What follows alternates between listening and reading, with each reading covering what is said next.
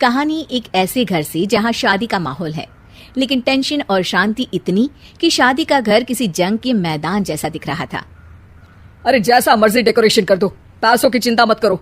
इतना पैसा जब लड़के वालों को दे दिया तो फूल वालों को देने में मुझे क्या दिक्कत है? अरे धीरे बोलो ना, साफ लग रहा है कि फ्रस्ट्रेटेड हो। अरे तुम तो चुप ही रहो, एक बेटी संभाल नहीं पाई। सारा दिन मैं काम पर जाता था, सोचता था घर पर बच्चों को अच्छे से संस्कार मिल रहे होंगे, लेकिन नहीं, मैडम को तो अपनी किटी और फैशन से फुर्सत मिले तब ना। माँ चुपचाप वहां से चली जाती है। समझ में नहीं आता कि आखिर शर्मा खानदान में हो क्या रहा है। कल तक चिड़िया सी फुदकने वाली शीना की शादी यूं अचानक एक मोटे काले लड़के से क्यों हो रही है? शीना कमरे में हाथ में गुड़िया लिए बोलती है, मेरे साथ जो हो रहा है ठीक हो रहा है।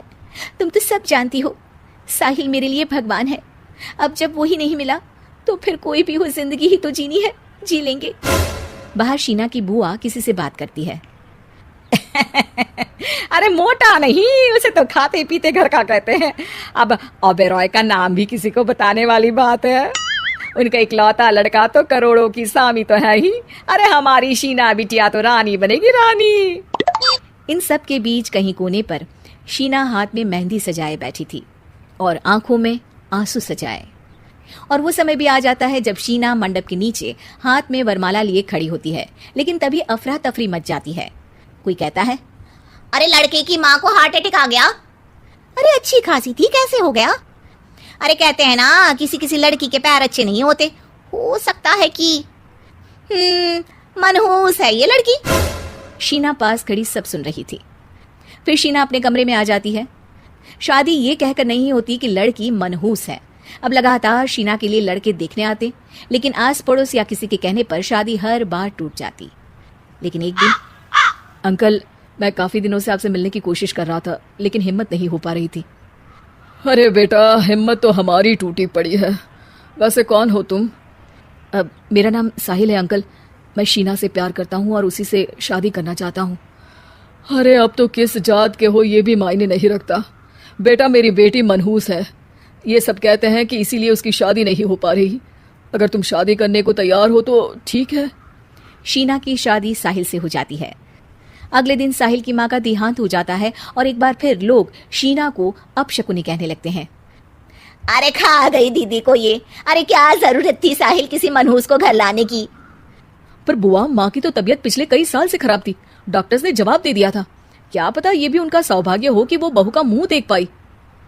अरे बहू का मुंह देख पाई, या ये कह लो कि बहू का मुंह देखते ही स्वर्ग लोक सिधार गई। खैर, हमें क्या, घर तुम्हारा है, हम तो चले। अब शीना को खुद पर ही शक होने लगता है कि कहीं सच में वो अपशकुनी तो नहीं। साहिल, हम दोनों की शादी नहीं हुई होती तो अच्छा था। देखो ना, कैसे पहले मेरी शादी टूटती थी और अब तुम्हारी माँ भी। अरे ऐसा कुछ नहीं होता शीना, अपशकुनी वगैरह कुछ नहीं होता। ये सब तो ईश्वर के खेल हैं। वो शादी तुम्हारी इसलिए टूट गई क्योंकि तुमको मेरी पत्नी बनाना था, और माँ का जाना तो तय था। वो काफी बुजुर्ग थी, साथ ही एक ऐसी बीमारी से जूझ रही थी जिसमें डॉक्टर्स भी उन्हें नहीं बचा पाते। शीना साहिल की बात सुनकर तसल्ली कर लेती है और वहां से चली जाती है। अगले दिन, शीना, अरे ओ शीना। क्या हुआ? उफ, कहीं फिर मेरी वजह से कोई नुकसान?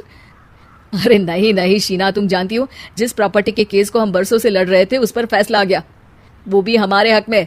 अब हम करोड़पति हो गए शीना। शीना शांत रहती है। अरे क्या हुआ? करोड़ पत्नी बनकर तुमको खुशी नहीं हुई? शीना की आंखों में पानी आ जाता है। चलिए जी, कुछ तो अच्छा हुआ मेरी जिंदगी में आकर आपके साथ। साहिल शीना को गले लगाकर कहता है, मेरी नई नौकरी भी तुम्हारे ही आने से लगी। ये प्रॉपर्टी का केस जीता, सब कुछ तो तुम्हारे आने के बाद ही हुआ। फिर तुम मनहूस कैसे? ये सुनकर शीना खुश हो जाती है।